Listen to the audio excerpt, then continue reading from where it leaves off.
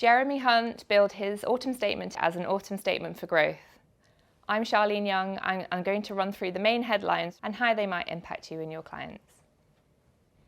So first up, changes to personal taxes. It was announced that there will be a cut to the rates of employee national insurance. The surprising bit was that it was as much as 2 percentage points and that it's coming in from January. This translates to a maximum saving of £754 for someone earning £60,000 a year. For the self-employed, the Class 2 flat rate of national insurance will be abolished from next tax year, and the rate of Class 4 contributions will be cut by 1 percentage point from April, from 9% to 8%. This amounts to an average saving of £350 over a year. It's not a big surprise that any cut was to the rate of national insurance rather than income tax. Yes, it might grab less headlines than a cut to income tax, but national insurance cuts make for a lower cost giveaway for the Chancellor, given that pensioners won't benefit from it. And whilst people will see higher net figures on their payslips from January onwards, the longer-term effect of frozen allowances and thresholds and fiscal drag dampens the longer-term impact. Pensions-wise, the biggest headline relates to a policy that hasn't actually changed at all. And it's that the state pension triple lock will indeed be honoured.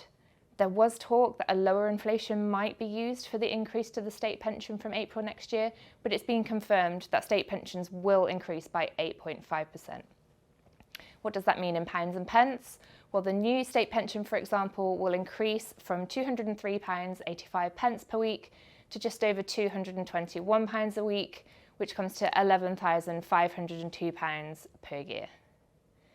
Coming into an election year, it's unlikely any party will be looking to put forward change in the short term to the state pensions, but if we are serious about long-term planning for the future and stopping this yearly uncertainty in regards to a triple lock, a cross-party review into the state pension seems to be the sensible way forward.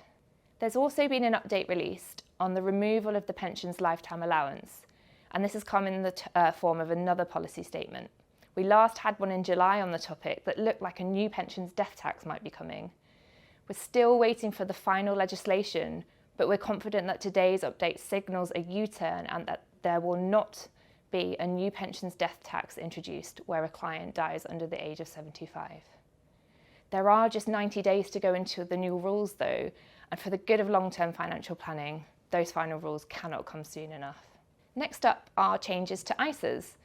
And these changes weren't actually announced by Jeremy Hunt himself earlier in his speech, but they did come out in the documents afterwards, and they come in the form of some tinkering around the edges of ISAs.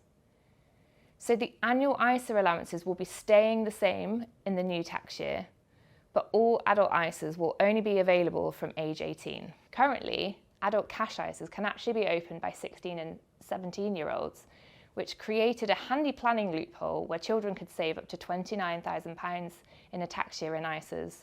So that was the £20,000 in the adult cash ISA and still a junior stocks and shares ISA with that extra £9,000 allowance.